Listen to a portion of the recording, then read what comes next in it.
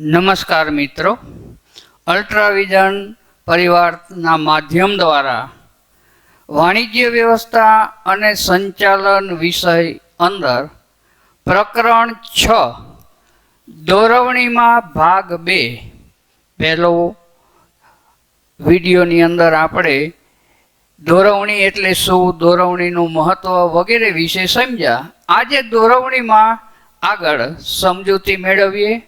તો અહીંયા સૌથી પહેલા જરૂરિયાતોનો અગ્રતા ક્રમનો સિદ્ધાંત.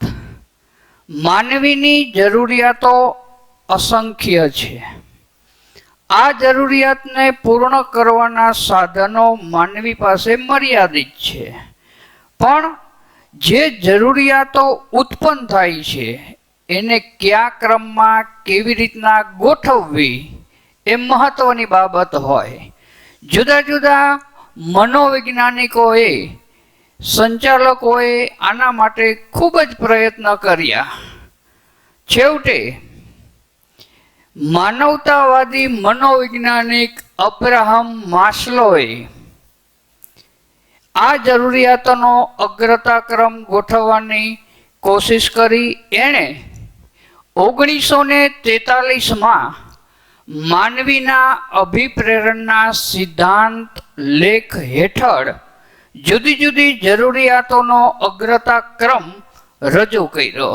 1943 માનવીના અભિપ્રેરણના સિદ્ધાંત લેખ હેઠળ એણે જુદા જુદા પ્રકારની જરૂરિયાતો ક્રમ દ્વારા સમજાવવાની કોશિશ કરી. એની ચર્ચા સૌથી પહેલા શારીરિક અને પ્રાથમિક જરૂરિયાત, બીજું સલામતીની જરૂરિયાતો, ત્રીજું સામાજિક જરૂરિયાતો, ચોથું પ્રતિષ્ઠા અને સન્માનની જરૂરિયાતો, અને પાંચમો આત્મસન્માન અને આત્મસિદ્ધિની જરૂરિયાતો. 5 પ્રકારની અંદર જરૂરિયાતોનો અગ્રતાક્રમ ગોઠવી એને સમજૂતી આપી અબ્રાહમ માસ્લોએ. તો હવે સૌથી પહેલી જરૂરિયાત શારીરિક અને પ્રાથમિક જરૂરિયાત. આ જરૂરિયાતમાં ખોરાક. અન્ન મનુષ્યનું શરીર ટકાવવા માટે, જીવન ટકાવવા માટે પ્રાથમિક જરૂરિયાત છે. કોઈ પણ કાર્ય ભૂખ ન સંતોષાય ત્યાં સુધી માનવીને આગળ વધવા દે નહીં. પરિણામે ભૂખ્યો માણસ દરેક જગ્યાએ ખોરાકની શોધ કરશે. ખોરાક એના માટે પ્રાથમિક મહત્વની પહેલી જરૂરિયાત છે. એ જ રીતના પાણી. શરીરને ટકાવવા માટે પાણી મહત્વનું માધ્યમ છે. એને પણ શારીરિક જરૂરિયાતની અંદર વણી લેવામાં આવે. કપડાં. શરીરના રક્ષણ માટે વસ્ત્ર પહેલી જરૂરિયાત છે. પરિણામે ટાઢ, તડકો વગેરે આપણે સહન કરી શકીએ, શરીર આપણું વ્યવસ્થિત સચવાય. રહેઠાણ, શિક્ષણ વગેરે પ્રાથમિક જરૂરિયાત છે. મનુષ્યની સૌથી પહેલી જરૂરિયાત છે. જ્યાં સુધી આ જરૂરિયાતોને સંતોષે નહીં ત્યાં સુધી બીજી જરૂરિયાત એના માટે ગૌણ બને છે. પ્રાથમિક જરૂરિયાતોની પૂર્તિ શ્રેષ્ઠ બને. પરિણામે સૌથી પહેલા એ શારીરિક જરૂરિયાતોને સંતોષવા માટે પ્રયત્નશીલ બને છે. હવે બીજી જરૂરિયાત આપણી સલામતીની જરૂરિયાતો. પહેલી જરૂરિયાતો પૂર્ણ થયા બાદ બીજી જરૂરિયાતોનો ઉદ્ભવ થાય છે, સલામતીની જરૂરિયાત. તો સલામતીની જરૂરિયાતમાં કઈ કઈ જરૂરિયાતો માનવ માટે મહત્વની છે એની ચર્ચા. સૌથી પહેલા પગાર. પોતાના જીવનનું, પોતાના કુટુંબનું વ્યવસ્થિત રીતે ભરણ પોષણ કરી શકે, કુટુંબનું ભરણ પોષણ કરી શકે એટલી આવક એને મહત્વની હોય છે. પગાર એને નિયમિત મળે, દર મહિને નક્કી કરેલી તારીખે મળે.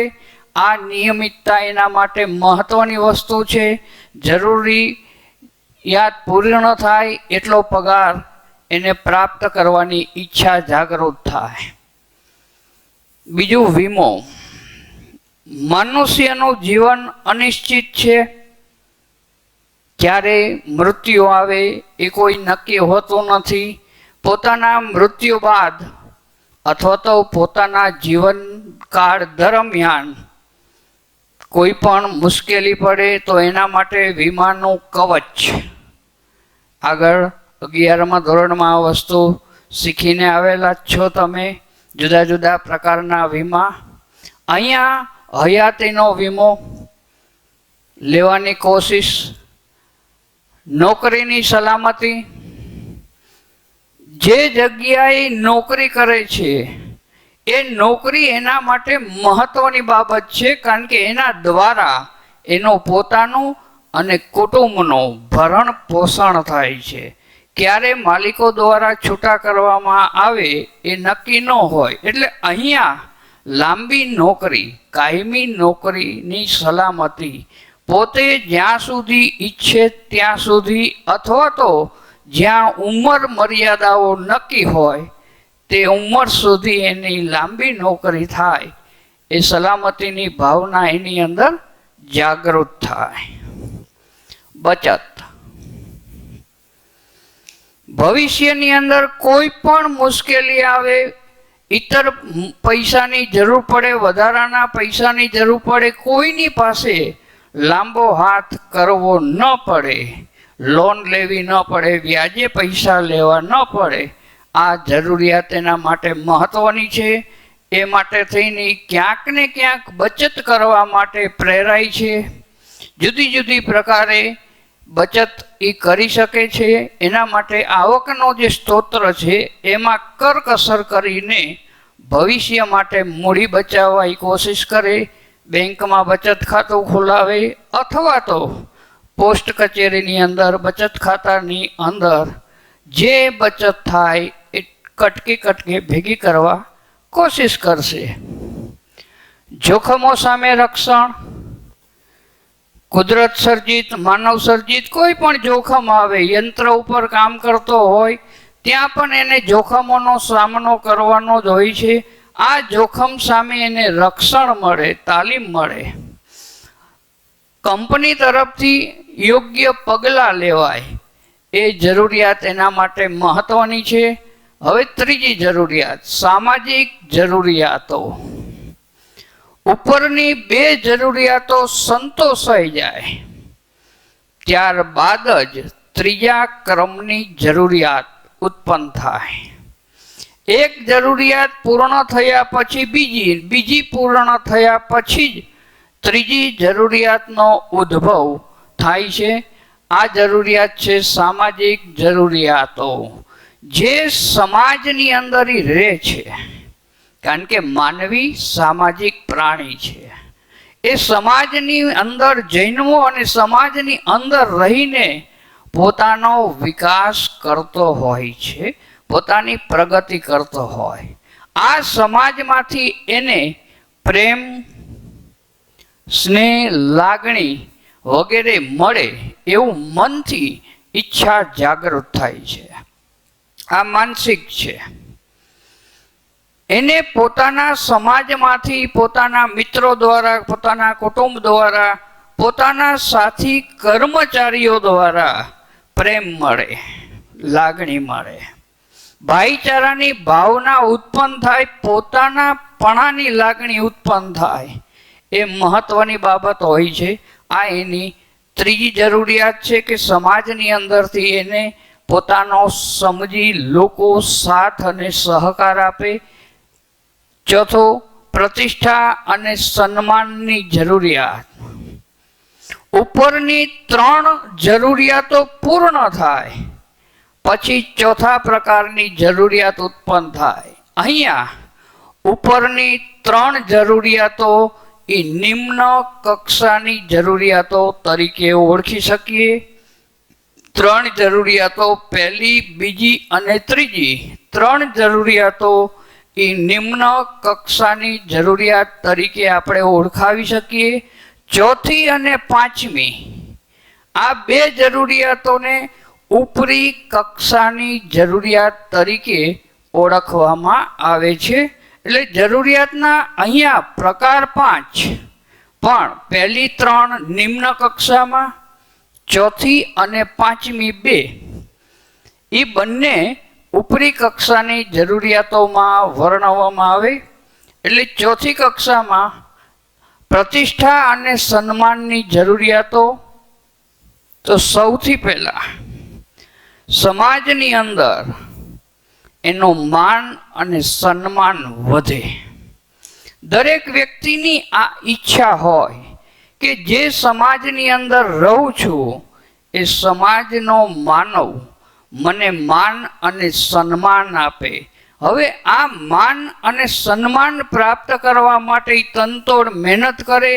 આ માટે પોતે જે જગ્યાએ નોકરી ધંધો કરે છે ત્યાં ઉચ્ચ હોદ્દો મળે ને જે જગ્યાએ હાલ કાર્યભાર સંભાળે છે ત્યાં તેને બઢતી મળે, ઉપલા હોદ્દા ઉપર લઈ જવામાં આવે, જેથી સમાજમાં એનો માન સન્માન વધે, પગાર વધે, જવાબદારી વધે. લોકોની દ્રષ્ટિની અંદર એનો પદની ઊંચાઈના કારણે સમાજ એને માન આપશે. એટલે અહીંયા ઉચ્ચ હોદ્દો, બઢતી, માન સન્માન એ પ્રતિષ્ઠા અને સન્માનની જરૂરિયાતો છે. પાંચમો મુદ્દો આત્મસન્માન અને આત્મસિદ્ધિ. સૌથી છેલ્લી જરૂરિયાતોની અગ્રતા ક્રમમાં પાંચમો મુદ્દો આત્મસન્માન અને આત્મસિદ્ધિ. દરેક વ્યક્તિની એક પ્રબળ ઈચ્છા હોય છે કે મારું આત્મસન્માન વધે, સમાજમાં મારી આત્મસિદ્ધિ વધે. આ માટે એ શરૂઆતથી જ તનતોડ પ્રયત્ન કરતો હોય. ચોક્કસ દિશામાં એના પ્રયત્નો એને અહીંયા સિદ્ધિના સોપાન સુધી લઈ જાય છે. એ પ્રગતિ કરતો કરતો આગળ વધે. ઘણી બધી મુશ્કેલીઓનો સામનો કરી અને એ સમાજમાં આગળ વધતો હોય. પોતે જે ક્ષેત્રમાં કાર્ય કરતો હોય એ ક્ષેત્રની અંદર એનું નામ ગર્વથી લેવાય. લોકો એને માન અને સન્માનથી એનું નામ લે. સમાજની અંદર ટોચ ઉપર એનું નામ લેવાય, એના ગુણગાન ગવાય, ગર્વથી એનું નામ, એની જે હોશિયારી છે, પ્રવીણતા છે, એનો મહિમા સમાજ ગાય. આ એની અંતિમ જરૂરિયાત છે. અહીંયા ઉદાહરણમાં આપણે કહી શકીએ કે ક્રિકેટ ક્ષેત્રની અંદર સચિન તેંડુલકર, આપણે જાણીએ છીએ કે સચિન તેંડુલકરે ક્રિકેટની અંદર ઘણો બધો સંઘર્ષ કરી, ઘણી બધી નામના પ્રાપ્ત કરી. એટલે ટોપ ઉપર એનું નામ આત્મસન્માનથી લઈ શકાય છે. ક્રિકેટમાં સચિન તેંડુલકર, એમ અભિનય ક્ષેત્રની અંદર ઘણા બધા કલાકારો ફિલ્મ જગતની અંદર છે, પણ ટોપ ઉપર અમિતાભ બચ્ચન. ગર્વથી નામ લઈ શકો એવી કલાકારીગીરી એને પડદા ઉપર લોકો સામે રજૂ કરી. આણે પણ સંઘર્ષ કરીને ધીરે ધીરે પોતાની નામના પ્રાપ્ત કરી. તો આ જ સમાજ ગર્વથી અભિનય ક્ષેત્ર ઉપર અમિતાભ બચ્ચનનું નામ લઈ શકે છે. ગાયકી ક્ષેત્રમાં ઘણા બધા ગાયક કલાકારોએ પોતાના કંઠ દ્વારા યોગદાન આપેલું જ છે, પણ બધાની અંદર સર્વશ્રેષ્ઠ, ગાયકી ક્ષેત્રમાં સર્વશ્રેષ્ઠ ગર્વથી આપણે નામ લઈ શકીએ તો એ છે લતા મંગેશકર. ભારતની કોયલ તરીકે, કોકિલ કંઠી તરીકે આપણે એને ઓળખી શકીએ છીએ ગર્વથી. જ્યાં પણ ગાવાની વાત હોય ત્યાં આપણા મુખમાંથી એક જ નામ આવે, લતા મંગેશકર. તો આ જે વસ્તુ છે એ છે આત્મસિદ્ધિની. પોતે જે ક્ષેત્રમાં છે એ ક્ષેત્રની અંદર એનો મહિમા ગવાય, લોકો ગર્વથી એનું નામ લે, સમાજમાં પ્રતિષ્ઠા મળે, ઉચ્ચ સ્થાને બિરાજે છે, એનો મહિમા ગવાય. આ હતી જરૂરિયાતોનો અગ્રતા ક્રમનો સિદ્ધાંત. હવે આપણે ચર્ચા કરવાની છે માહિતી સંચાર. માહિતી સંચાર કોને કહેવાય? એની લાક્ષણિકતાઓ શું હોઈ શકે? એના અવરોધો શું હોઈ શકે? એની પદ્ધતિઓ શું હોઈ શકે? એની ચર્ચા. તો સૌથી પહેલા માહિતી સંચારની વ્યાખ્યા. હકીકતો, વિચારો, અભિપ્રાયો, લાગણીઓની બે કે વધુ વ્યક્તિઓ વચ્ચે થતી આપ-લે એટલે માહિતી સંચાર. ફરી વખત, હકીકતો, વિચારો, અભિપ્રાયો, લાગણીઓની બે કે વધુ વ્યક્તિઓ વચ્ચે થતી આપ-લે. હવે અર્થ ઉપરથી આપણને ખ્યાલ આવી ગયો કે મનુષ્યના મગજની અંદર જે વિચારો ઉત્પન્ન થાય છે, આ વિચારોને અન્ય વ્યક્તિ સમક્ષ એને રજૂ કરવા પડે. એટલે માહિતી સંચારમાં બે અથવા વધારે વ્યક્તિઓ હોવી જરૂરી છે. એકાકી માહિતી નથી, એક વ્યક્તિની માહિતી નહીં, પણ સામેની વ્યક્તિ હોવી જરૂરી છે. આમાં બે વ્યક્તિઓ વચ્ચે અથવા બે કે તેથી વધારે વ્યક્તિઓ વચ્ચે થતી માહિતીની આપ-લે એટલે માહિતી સંચાર. હવે એની બીજી વ્યાખ્યા. શબ્દો, પત્રો, સૂચનાઓ, વિચારો કે મંતવ્યોના આદાન પ્રદાન કે આપ-લેની પ્રક્રિયા. વ્યક્તિ જે સૂચનાઓ, જે માહિતી આપવા માગે છે એ શબ્દોને યોગ્ય રીતે ગોઠવીને વ્યવસ્થિત વાક્ય રચના રજૂ કરીને અન્ય વ્યક્તિને માહિતી આપે છે. ક્યાંક આ માહિતી લેખિત સ્વરૂપમાં પત્રના માધ્યમ દ્વારા આપવામાં આવે એટલે પત્રો, સૂચનાઓ દ્વારા, લેખિત સૂચના હોય તોય ભલે, મૌખિક હોય તોય ભલે, વિચારો કે મંતવ્યોનું આદાન પ્રદાન કે આપ-લેની પ્રક્રિયા. એકબીજાને માહિતી આપવી, સામેની વ્યક્તિ પાસેથી માહિતી લેવી, આ જે આદાન પ્રદાન થાય છે એને માહિતી સંચાર તરીકે ઓળખવામાં આવે. હવે એની જુદી જુદી પદ્ધતિઓ. 6 પ્રકાર: મૌખિક, લેખિત, દ્રશ્ય, શ્રાવ્ય, દ્રશ્ય શ્રાવ્ય અને મૌન. આ 6 પ્રકારની પદ્ધતિઓ. હવે સૌથી પહેલા મૌખિક પદ્ધતિ. બોલીને રજૂઆત થતી હોય એવી પદ્ધતિને મૌખિક પદ્ધતિ તરીકે આપણે ઓળખી શકીએ. આ મૌખિક પદ્ધતિની અંદર વાતચીત, બે કે તેથી વધારે વ્યક્તિઓ વચ્ચે જે વાતચીત થાય એનો સમાવેશ મૌખિકમાં થાય. વાર્તાલાપ, સંવાદ, ગોષ્ઠી, ભાષણ અથવા જૂથ ચર્ચા. એક વ્યક્તિ બોલે અને અનેક વ્યક્તિઓ સાંભળે ભાષણના માધ્યમ દ્વારા. અહીંયા ભાષણ આપનાર વક્તા શ્રોતાઓને માહિતી પૂરી પાડે છે, સાંભળનારને માહિતી પૂરી પાડે છે. મતલબ અહીંયા બે કે તેથી વધારે વ્યક્તિઓનો સમૂહ છે. બોલનાર અને સાંભળનાર બે મેઇન મુદ્દા છે, આના આધાર સ્તંભો છે. અહીંયા બે વ્યક્તિઓ હોવા જરૂરી છે અથવા 2 થી વધારે વ્યક્તિઓ હોવા જરૂરી છે.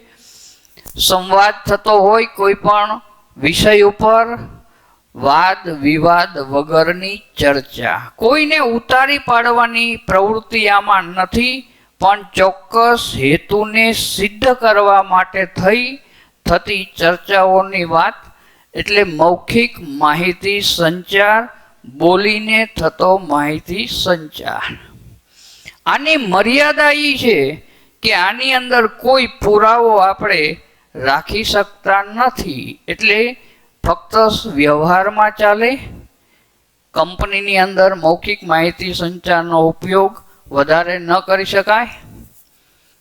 બીજું, લેખિત માહિતી સંચાર, લખાણ દ્વારા થતો માહિતી સંચાર. શબ્દોને યોગ્ય રીતે વાક્યમાં ગોઠવી અને લખાણના માધ્યમ દ્વારા જે માહિતી સંચાર થાય, માહિતીની આપ-લે થાય, એને લેખિત માહિતી સંચાર તરીકે ઓળખાવી શકાય છે. આ કાયદેસર પુરાવો છે. આને માન્યતા આપવામાં આવેલી છે, એટલે લેખિત માહિતી સંચાર બધે જ આધારભૂત પુરાવા તરીકે કાર્ય આવે. હવે એની અંદર વર્તમાન પત્રો, જુદા જુદા વર્તમાન પત્રો આપણી પાસે છે જ. ગુજરાત સમાચાર હોય, સંદેશ હોય, દિવ્ય ભાસ્કર હોય, જનસત્તા હોય કે જય હિન્દ હોય. આ વર્તમાન પત્રો દ્વારા લેખિત સ્વરૂપમાં માહિતી આપણા સુધી પહોંચે. જુદા જુદા સામાયિકો બહાર પડે છે, સામાયિકના માધ્યમ દ્વારા પણ માહિતી આપણા સુધી લેખિતમાં આવશે. પત્ર લેખન દ્વારા જુદા જુદા પત્રો લખી કંપનીઓ પોતાના ગ્રાહકોને માહિતી આપે છે. ગ્રાહકો પણ કંપનીને પત્ર લખી માહિતી મેળવે છે. ચોપાનિયા, નાના નાના ચોપાનિયાઓ દ્વારા પણ માહિતીનું આદાન પ્રદાન લેખિત પદ્ધતિ દ્વારા. જાહેર ખબરો અને ઈમેલ, આ લેખિત માહિતી સંચારના જુદા જુદા માધ્યમો. ત્રીજો મુદ્દો, દ્રશ્ય પદ્ધતિ. દ્રશ્ય એટલે જેને જોઈ શકીએ અને અર્થઘટન કરી શકીએ એવો માહિતી સંચાર. જોવા દ્વારા, આંખો દ્વારા જેને જોઈને આપણે અર્થઘટન કરી શકીએ એની અંદર નકશા, ભારતનો નકશો હોય તો ભારતની સીમા ક્યાંથી ક્યાં સુધી જાય છે, ગુજરાત ક્યાં આવ્યું, મહારાષ્ટ્ર ક્યાં આવ્યું, પંજાબ ક્યાં આવ્યું, એની સરહદ ક્યાંથી ક્યાં સુધી છે. નકશા દ્વારા આપણે માહિતી પ્રાપ્ત કરી શકીએ. જુદા જુદા ચિત્રો, પક્ષીઓના હોય, પશુના હોય, નદીઓના હોય, પર્વતોના હોય, ચિત્રો દ્વારા અર્થઘટન કરીને આપણે માહિતી પ્રાપ્ત કરી શકીએ છીએ. એટલે દ્રશ્ય જુદી જુદી આકૃતિઓ દ્વારા, ત્રિકોણ, વર્તુળ, ચોરસ, પિરામિડ આકાર, આ બધી આકૃતિઓ દ્વારા આપણને માહિતી પ્રાપ્ત થાય. આલેખો મહત્વની બાબત છે. આલેખ વિસ્તૃત માહિતીને ટૂંકમાં રજૂ કરવા માટે આલેખ. બે દેશો વચ્ચે ખેતીનો પાક, ઉદ્યોગ, વસ્તી વધારો વગેરેની તફાવત આપણે જાણવું હોય તો આલેખના માધ્યમ દ્વારા આસાનીથી આપણે જાણી શકીએ. રંગો, જુદા જુદા કલર એટલે રંગ માનવીને કંઈક ને કંઈક માહિતી પૂરી પાડે છે. રંગો આપણા જીવનમાં વણાઈ ચૂકેલા છે. દરેક રંગનું કંઈક વિશેષ મહત્વ છે. એટલે રંગના માધ્યમ દ્વારા પણ માહિતીનું આદાન પ્રદાન થાય. દાખલા તરીકે લીલો કલર હરિયાળી ક્રાંતિનો સૂચક છે. સફેદ કલર શાંતિનો સૂચક છે. આમ કલરોના માધ્યમ દ્વારા પણ જ્ઞાન પ્રાપ્ત થાય. પ્રતીક અને ચિહ્નો, કંપનીઓ અલગ અલગ પ્રતીકોનો ઉપયોગ કરે છે. દાખલા તરીકે ભારતીય રેલવે ભારતીય પોસ્ટ કચેરી એટલે તાર ટપાલ ખાતું, ગુજરાત માધ્યમિક શિક્ષણ બોર્ડ એ અલગ અલગ પ્રતીક કે ચિહ્નોનો ઉપયોગ કરે, એમ કંપનીઓ પણ પોતાની કંપની માટે એક અલગ લોગો બનાવે છે, જેથી લોકો એને સહેલાઈથી ઓળખી શકે. પ્રતીક મહત્વની વસ્તુ હોય. ચોથો મુદ્દો શ્રાવ્ય પદ્ધતિ. શ્રાવ્ય એટલે સાંભળી અને અર્થઘટન કરી શકાય એવી પદ્ધતિ. કાનના માધ્યમ દ્વારા, અવાજના માધ્યમ દ્વારા જેને સાંભળી અને અર્થઘટન કરી શકાય એવી પદ્ધતિ શ્રાવ્ય. એના ઉદાહરણમાં ટેપ રેકોર્ડર, કેસેટના માધ્યમ દ્વારા ટેપ રેકોર્ડરમાં આપણે અવાજ સાંભળી શકીએ છીએ, જ્ઞાન પ્રાપ્ત કરી શકીએ. રેડિયો મહત્વનું માધ્યમ. ટેલિફોન વાતચીત દ્વારા, ટેલિફોનિક વાતચીત દ્વારા સામેની વ્યક્તિ સાથે માહિતીનું આદાન પ્રદાન આસાનીથી કરી શકીએ છીએ આપણે. એટલે મહત્વના મુદ્દાઓ છે એના ટેપ રેકોર્ડર, રેડિયો, ટેલિફોન, ટેલિકોન્ફરન્સ વગેરે. દ્રશ્ય શ્રાવ્ય બંનેનું મિશ્રણ. જોઈ શકાય અને સાંભળી શકાય, બંને એક સાથે 2 in 1 કાર્ય. આના દ્વારા માહિતીનું આદાન પ્રદાન થતું હોય એને દ્રશ્ય શ્રાવ્ય માધ્યમ તરીકે આપણે ઓળખી શકીએ છીએ. જોઈ શકીએ, સાંભળી શકીએ, અર્થઘટન કરી શકીએ. ચલચિત્ર. જુદા જુદા ચલચિત્રો અનેક ભાષાઓમાં પ્રસારિત થાય છે. ગુજરાતી હોય, હિન્દી હોય, અંગ્રેજી હોય, મરાઠી હોય. આ ચલચિત્રો દ્વારા જ્ઞાન પ્રાપ્ત કરી શકીએ, માહિતી પ્રાપ્ત કરી શકીએ. ટેલિવિઝન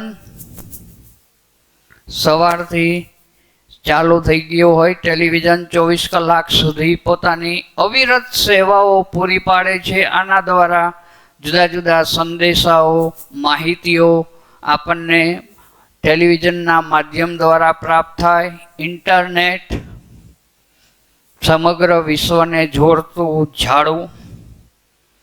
વિશ્વને નાનું ગામડું બનાવી દીધું ઇન્ટરનેટના માધ્યમે. પરિણામે આપણે થોડીક મિનિટોમાં સમગ્ર વિશ્વની અંદર ઘર બેઠા વાતચીત કરી શકીએ છીએ. કમ્પ્યુટર્સ, વિડીયો કેસેટ, આના દ્વારા ચિત્રને જોઈ શકીએ, સાંભળી શકીએ. અવાજના માધ્યમ દ્વારા બંને કાર્યો એકસાથે થતા હોવાથી એને દ્રશ્ય શ્રાવ્ય પદ્ધતિની અંદર વણી લેવામાં આવ્યા. મૌન પદ્ધતિ. કોઈ પણ જાતના શબ્દોના ઉચ્ચાર વગર માહિતી આપવી અને મૌન માહિતી સંચાર કહેવાય. મુખ સહમતિ ફક્ત હાવભાવ દ્વારા, હા, ના. ચહેરાને હલાવીને હા અથવા ના. મુખ સહમતિ અથવા મુખ અસહમતિ. આ મહત્વની વસ્તુ છે. હાવભાવ પછી ચહેરાના હાવભાવ હોય તો ભલે, હાવભાવ દ્વારા માહિતી સામેની વ્યક્તિઓને આપણે આપી શકીએ છીએ. ઘણી બધી રજૂઆતમાં મિમિક્રી આર્ટિસ્ટો આનો વધુમાં વધુ ઉપયોગ કરતા જ હોય છે.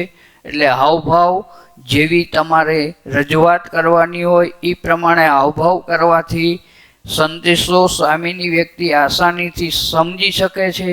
હાથના ઈશારા અતિશય મહત્વની બાબત છે. હાથના ઈશારા ક્લાસ વર્ગની અંદર આંગળી ઊંચી થાય, વિદ્યાર્થી જવાબ આપવા માટે તૈયાર છે, મહત્વની વસ્તુ છે. ઘણી જગ્યાએ ચૂંટણીઓ પત્યા પછી જીતેલો ઉમેદવાર 2 આંગળીઓ ઊંચી રાખે છે, મતલબ વિજેતા. આ મહત્વની વસ્તુ છે.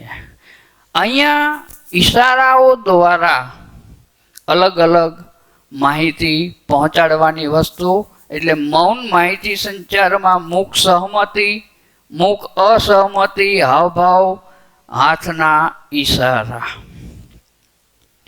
હવે માહિતી સંચારની લાક્ષણિકતાઓ કઈ કઈ હોઈ શકે એની ચર્ચા.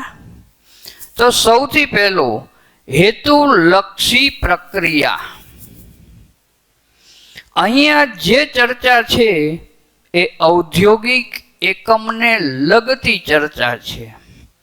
પરિણામે એકમને ધ્યાનમાં લઈને આની ચર્ચા કરવામાં આવે. એકમના ચોક્કસ હેતુ માટે માહિતી સંચાર થાય છે. ઉપરની સપાટી એટલે ટોચની સપાટીએથી જે સંચાલક મંડળ છે, મેનેજિંગ ડિરેક્ટરો છે, જનરલ મેનેજર છે, એ કંપનીના ચોક્કસ હેતુઓને સિદ્ધ કરવા માટે ઉપરથી નીચે તરફ માહિતી સંચાર કરે છે. એટલે અહીંયા હેતુલક્ષી પ્રક્રિયા છે. કંપનીના ચોક્કસ હેતુને સિદ્ધ કરવા માટે થતી પ્રક્રિયા. શબ્દો અને ભાષા સ્પષ્ટ, આ એનો બીજો મુદ્દો છે. કોઈ પણ માહિતી સંચારની અંદર ભાષા શુદ્ધ હોવી જોઈએ, શબ્દો શુદ્ધ હોવા જોઈએ. આની અંદર અશુદ્ધ ભાષા ક્યારેય ચાલતી નથી. દ્વિઅર્થી ભાષા પણ ચાલતી નથી. એટલે શબ્દો અને ભાષા જો સ્પષ્ટ હશે તો સામેની વ્યક્તિ સહેલાઈથી એને સમજી શકશે, એને સમજી અને એના કાર્યને આગળ વધારી શકશે. એટલે કોઈ પણ માહિતી સંચારની અંદર પહેલી જરૂરિયાત છે શબ્દો અને ભાષા સ્પષ્ટ હોવા જોઈએ. દ્વિઅર્થી ભાષાનો ઉપયોગ ના છૂટકે થાય, બાકી દ્વિઅર્થી ભાષાનો ઉપયોગ આમાં થતો નથી.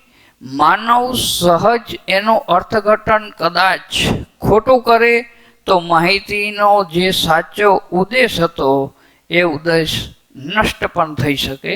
એટલે જ્યારે પણ માહિતી સંચાર થાય ત્યારે ખાસ શબ્દો અને ભાષા સ્પષ્ટ રાખવાની છે. ત્રીજો, દ્વિમાર્ગી પ્રક્રિયા. ઉપરથી નીચે તરફ અને નીચેથી ઉપર તરફ બંને માર્ગે થતી આ પ્રક્રિયા છે. ઉપરની સપાટીએથી મધ્ય અને તળ સપાટીએ માહિતી પહોંચશે. તળ સપાટી અને મધ્ય સપાટીએથી અહેવાલ સ્વરૂપે ઉપરની સપાટીએ માહિતી પહોંચશે. આ જે દ્વિમાર્ગ છે, ઉપરથી નીચે અને નીચેથી ઉપર તરફ જવાનો માર્ગ, એટલે દ્વિમાર્ગી પ્રક્રિયા. ચોથો મુદ્દો, અસંખ્ય સાધનો. માહિતી સંચારની અંદર વર્તમાન યુગમાં અસંખ્ય સાધનો છે આપણી પાસે. ઝડપથી માહિતી સંચાર આપણે એક જગ્યાએથી બીજી જગ્યાએ કરી શકીએ છીએ. આ માટે આપણી પાસે ટેલિફોન છે. ટેલિફોનના માધ્યમ દ્વારા થોડીક જ ક્ષણોમાં આપણે દુનિયાના છેડા સુધી વાત કરી શકીએ છીએ. એક સાથે અનેક વ્યક્તિઓ સાથે પણ વાત મોબાઈલના માધ્યમ દ્વારા આપણે કરી શકીએ છીએ. ટેલિફોન, મોબાઈલ એ સંદેશા વ્યવહારનું હાથવગું સાધન થઈ ગયું. આ સાધનો મહત્વના બની ગયા આપણા માટે. ઇન્ટરનેટ સમગ્ર વિશ્વની અંદર ઇન્ટરનેટનું ઝાડું પથરાયેલું છે. ઇન્ટરનેટના માધ્યમ દ્વારા આપણે કોઈ પણ કાર્ય ઓનલાઈન કરી શકીએ છીએ. અનેક પ્રકારો અને પદ્ધતિઓ. પાંચમો મુદ્દો, અહીંયા જુદી જુદી 6 પ્રકારની પદ્ધતિઓની ચર્ચા આપણે કરી છે. મૌખિક પદ્ધતિ, લેખિત પદ્ધતિ, દ્રશ્ય પદ્ધતિ, શ્રાવ્ય પદ્ધતિ, દ્રશ્ય, શ્રાવ્ય અને મૌન. આમ જુદી જુદી પદ્ધતિઓમાંથી જે પદ્ધતિની જરૂરિયાત હોય એ પ્રકારે માહિતીનું આદાન પ્રદાન આની અંદર કરી શકાય છે. છઠ્ઠો મુદ્દો, કાયમી પ્રક્રિયા. કંપનીની શરૂઆતથી જ કંપનીના ધ્યેયને સિદ્ધ કરવા માટે લગાતાર થતી પ્રક્રિયા છે માહિતી સંચાર. દરરોજ પોતાના ધ્યેયને સિદ્ધ કરવા માટે થઈ ઉપરથી નીચે સુધી માહિતીનું આદાન પ્રદાન થાય જ છે. એટલે કાયમી પ્રક્રિયા, કંપની જ્યાં સુધી અસ્તિત્વમાં છે ત્યાં સુધી કંપનીની અંદર માહિતીની આપ-લે ઉપરથી નીચે અને નીચેથી ઉપરની તરફ થતી જ રહેવાની, એટલે કાયમી પ્રક્રિયા તરીકે. સાતમો મુદ્દો, કાર્ય પ્રેરક પ્રવૃત્તિ. કઈ વ્યક્તિએ કયું કાર્ય કઈ રીતના કરવાનું છે એની માહિતી એને આપવામાં આવે તો વ્યક્તિને પોતાના કાર્ય કઈ રીતના કરવાના છે એનો સંતોષ મળે, એની માહિતી મળે. એ પ્રમાણે એ ખંતથી કાર્ય કરે, એને આપણે પ્રોત્સાહન કરીએ, અભિપ્રેરણ પૂરું પાડીએ, એટલે વધુ ધગશથી કાર્ય કરી શકશે. વહીવટી પ્રક્રિયા સાથે સંબંધ. આઠમો મુદ્દો, સમગ્ર માહિતી સંચારનો અહીંયા ઉદ્દેશ છે કંપનીના ધ્યેયને સિદ્ધ કરવાનો. જે ધ્યેયને લઈને કંપની અસ્તિત્વમાં આવી છે એ કંપનીનું ધ્યેય અહીંયા સાકાર બને, કંપની ટોચના સ્થાન ઉપર બિરાજમાન થાય, સમાજમાં કંપનીનું માન અને સન્માન વધે. એ પ્રકારે માહિતી સંચારનું આદાન પ્રદાન વહીવટી પ્રક્રિયા સાથે જોડાયેલું છે. માનવીય પ્રવૃત્તિ. નવમો મુદ્દો, સમગ્ર માહિતી સંચારમાં માનવી કેન્દ્ર સ્થાને છે. કારણ કે અહીંયા બે વ્યક્તિઓ ફરજિયાત છે, માહિતી આપનાર અને બીજો માહિતી મેળવનાર. એક વક્તા અને બીજો શ્રોતા.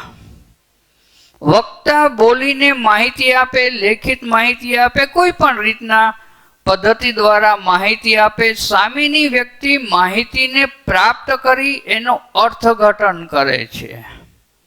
અર્થઘટન કર્યા પછી એ માહિતી કે સૂચનાને અનુરૂપ એ કાર્ય કરે છે અને પોતાનો અહેવાલ સામેની વ્યક્તિને માહિતી દ્વારા આપે છે. આ જે આદાન પ્રદાન છે એ માનવીય પ્રક્રિયા સાથે જોડાયેલી છે. આની અંદર ભય, ડર, લાગણી વગેરે પરિબળો કામ કરતા હોય, ક્યારેક ક્રોધ પણ કામ કરતો હોય. આ જુદા જુદા લાક્ષણિકતાઓ 9 પ્રકારની. હવે માહિતી સંચારના અવરોધો ક્યાં ક્યાં હોઈ શકે એની વાત. દરેક વસ્તુમાં કંઈક ને કંઈક અવરોધ હોય, મુશ્કેલી હોય જ. અહીંયા પણ જો નાની નાની બાબતોનું ધ્યાન ન રાખવામાં આવે તો અવરોધો ઉત્પન્ન થાય, માહિતી સંચારમાં વિક્ષેપ ઉત્પન્ન થાય. તો આ અવરોધ ક્યાં ક્યાં છે એની ચર્ચા. 9 પ્રકારના અવરોધો. સ્પષ્ટ આયોજનનો અભાવ, અસ્પષ્ટ સંદેશાઓ, ભાષાંતરની ભૂલો, અસ્પષ્ટ અનુમાનો, યોગ્ય સમયનો અભાવ, માહિતીનું અતિ ભારણ, સંદેશા પ્રત્યે દુર્લક્ષ, અયોગ્ય માધ્યમની પસંદગી અને અવિશ્વાસ તથા ડર. 9 પ્રકારના અવરોધોની ચર્ચા અહીં કરવામાં આવેલી છે. તો સૌથી પહેલા સ્પષ્ટ આયોજનનો અભાવ. માહિતીનું આદાન પ્રદાન કરતી વખતે વ્યવસ્થિત આયોજન કરવું અતિ મહત્વનું છે. જો આયોજન કરવામાં જ ન આવ્યું હોય તો માહિતી કઈ રીતના આપવી, કોને આપવી, ક્યારે આપવી એ નક્કી ન કરી શકીએ આપણે. એકના બદલે બીજી માહિતી હોઈ જાય. જે જગ્યાએ માહિતી મોકલવાની હતી ત્યાં રહી જાય ને બીજી જગ્યાએ માહિતી પહોંચી જાય, ત્યારે મુશ્કેલીનું સર્જન થાય. એટલે માહિતીનો અભાવ જોવા મળે. તો સૌથી પહેલાં આયોજન મહત્વની વસ્તુ છે. સમગ્ર પ્રક્રિયામાં પહેલેથી જ આયોજન કરો કે ક્યાં માહિતી મોકલવાની છે, કયા સ્વરૂપે મોકલવાની છે, કઈ રીતના મોકલવાની છે, કોને મોકલવાની છે, ક્યારે મોકલવાની છે. આ આયોજન જો કરવામાં આવશે તો કોઈ અવરોધ ઉત્પન્ન ન થાય. પણ જો આયોજન જ નહીં હોય તો અવરોધ ઉત્પન્ન થશે. બીજો મુદ્દો, અસ્પષ્ટ સંદેશાઓ. કોઈ પણ સંદેશો શુદ્ધ ભાષામાં લખાયેલો હોવો જોઈએ.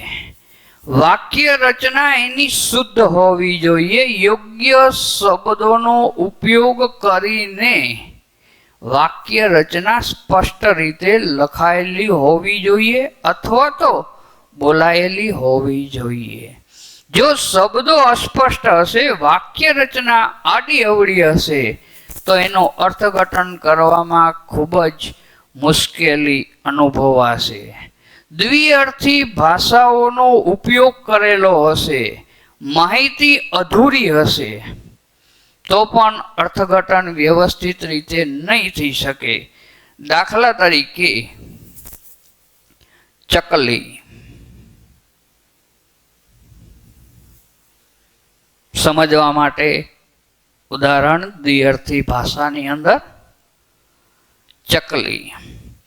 આપણે ચકલીને બે પાંખવાળા પક્ષી તરીકે ઓળખીએ છીએ. નાના ધોરણથી આ વસ્તુ શીખીને આપણે આવેલા છીએ કે નાનું પક્ષી છે, બે પાંખ છે, અને ચકલી કહેવાય.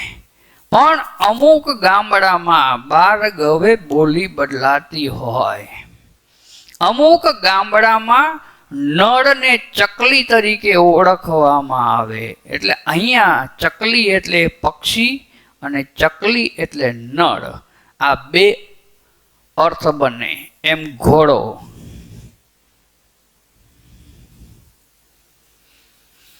ચાર પગવાળું પ્રાણી, માલવાહક તરીકે પણ હાલે. સંદેશાઓના પહોંચાડવા માટે પણ એનો ઉપયોગ આપણે ઘોડે સવારી કરીને કરતા હતા. રાજાશાહી યુગથી આનું મહત્વ. યુદ્ધના મેદાનમાં પણ ઘોડો પોતાના માલિકને બચાવતો, યુદ્ધમાં એની સાથે કાર્ય કરતો, એના ઉપર માલિક સવારી કરી યુદ્ધના મેદાનમાં ઉતરતો. ચાર પગવાળું પ્રાણી. પણ વાસણ મૂકવાનો ઘોડો હોય, પુસ્તકો મૂકવાનો ઘોડો હોય. એટલે અહીંયા ડબલ અર્થ. આવા ઘણા બધા ગુજરાતીની અંદર શબ્દો છે કે જેના ડબલ અર્થ થાય. આ ભાષાનો ઉપયોગ કરતી વખતે ખૂબ જ કાળજી રાખવી જરૂરી છે. વાક્ય રચના અસ્પષ્ટ હોય, આડી અવળી વાક્ય રચના કરો તો સામેની વ્યક્તિ એનું અર્થઘટન ક્યારેય યોગ્ય રીતે નહીં કરી શકે. દાખલા તરીકે ઉદાહરણ, અહીં શુદ્ધ ભેંસનું દૂધ મળે છે. બરોબર ધ્યાન રાખી લ્યો. ઉદાહરણ, અહીં શુદ્ધ ભેંસનું દૂધ મળે છે. પહેલી દ્રષ્ટિએ લાગે કે વાક્ય યોગ્ય છે, પણ વ્યાકરણની દ્રષ્ટિએ અયોગ્ય છે. શું કામ? કે અહીં શુદ્ધ ભેંસનું દૂધ મળે છે એમ નહીં. વાક્ય રચના એવી હોવી જોઈએ કે અહીં ભેંસનું શુદ્ધ દૂધ મળે છે. કારણ કે દૂધ શુદ્ધ હોઈ શકે. શબ્દ આડાઅવળા થઈ ગયા, વાક્ય રચના આડી અવળી થઈ ગઈ તો સંદેશો મેળવનારને એનું અર્થઘટન કરવામાં મુશ્કેલી પડે. ત્રીજો મુદ્દો, ભાષાંતરની ભૂલો. કંપનીમાં ઘણી ફેર એવું બને કે આપણી માતૃભાષામાં સંદેશો ન આવે, અલગ જ ભાષાની અંદર સંદેશાઓ મળે, ત્યારે એનો ટ્રાન્સલેશન કરવામાં ખૂબ જ મુશ્કેલી પડે.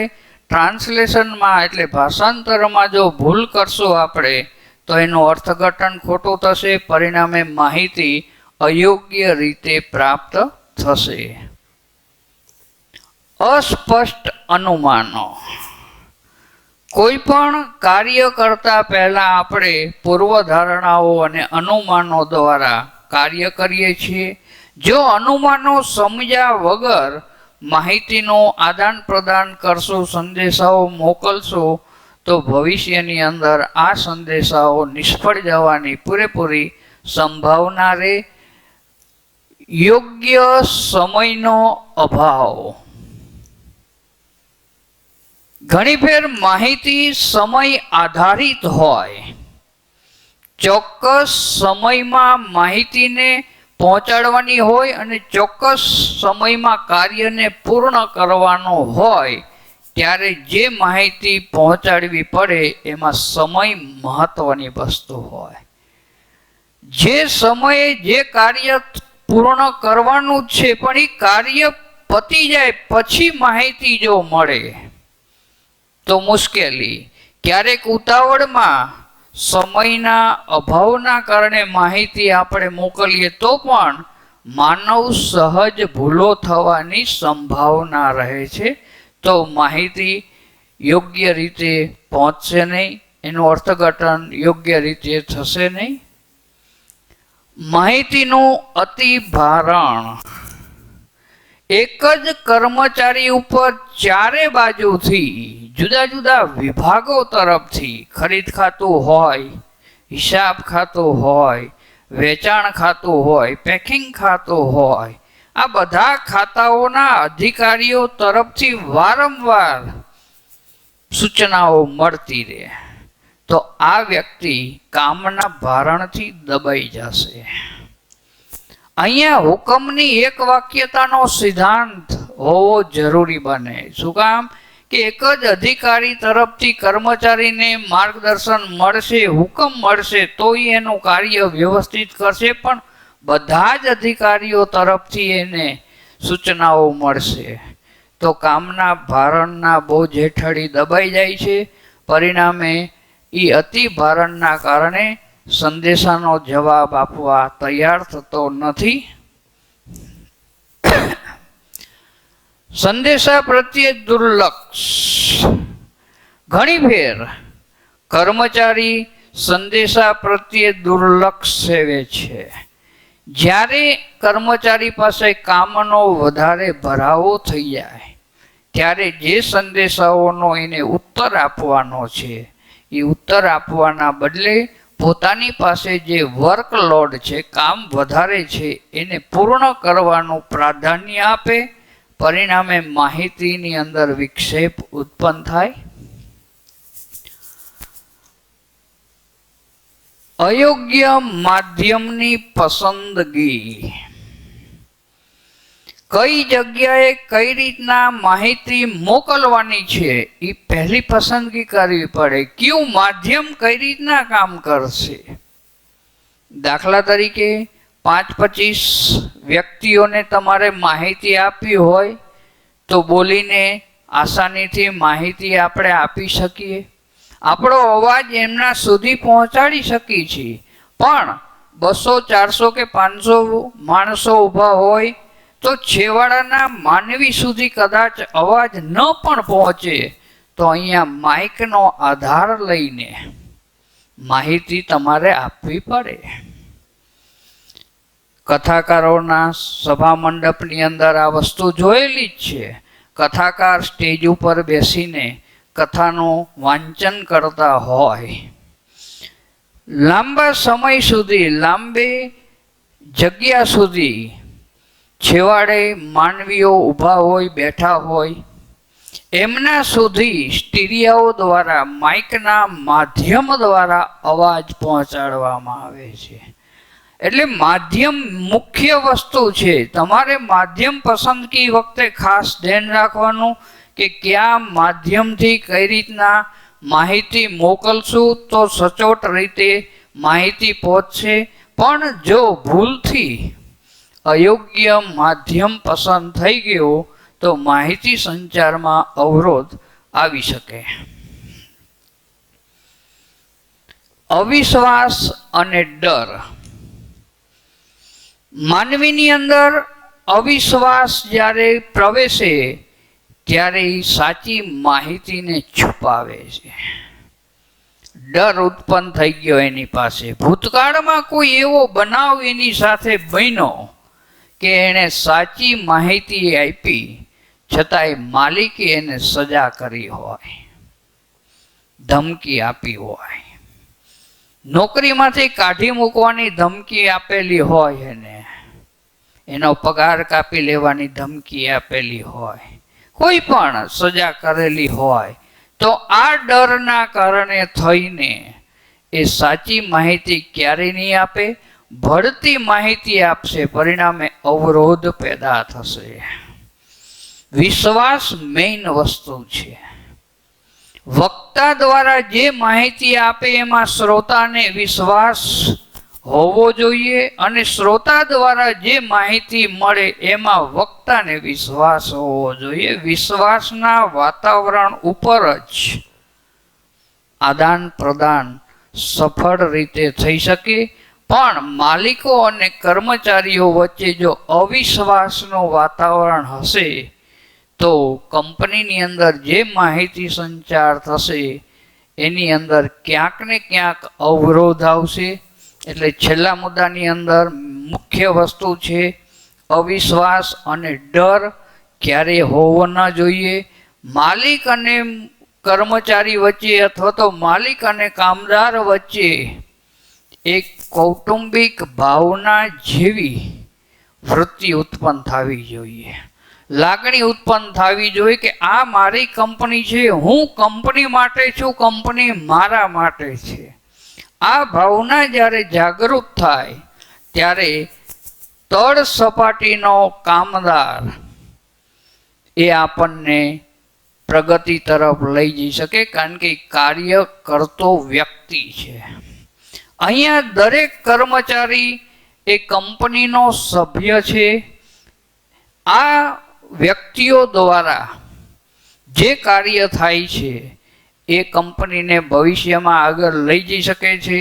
એટલે કોઈ પણ જાતનો અવિશ્વાસ ન આવે, ડર ઉત્પન્ન ન થાય. આ વાતાવરણ સર્જે તો અવરોધ ક્યારેય આવતો નથી. પણ જ્યારે વાતાવરણનું સર્જન ન થયું હોય, માલિક અને મજૂર વચ્ચે અથવા કામદાર વચ્ચે જ્યારે વિશ્વાસનો અભાવ હોય ત્યારે માહિતી સંચારની અંદર અવરોધો પેદા થાય છે. Thank you.